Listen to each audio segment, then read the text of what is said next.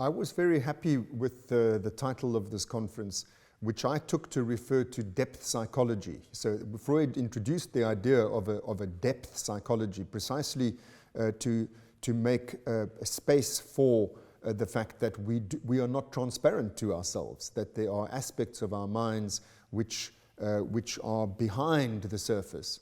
And this is the dimension of depth in the mind.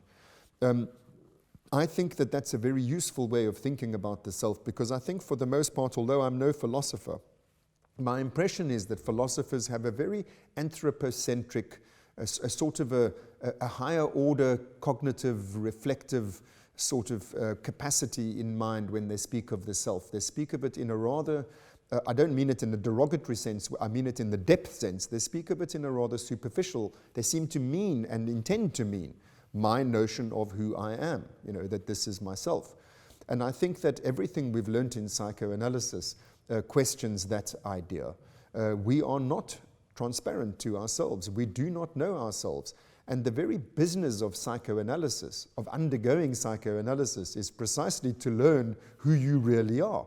And it involves all sorts of complicated procedures, but there are concepts which I think are fundamental to psychoanalysis, like self-deception and like defense mechanisms, which I think give us a very wrong-headed notion of who we are.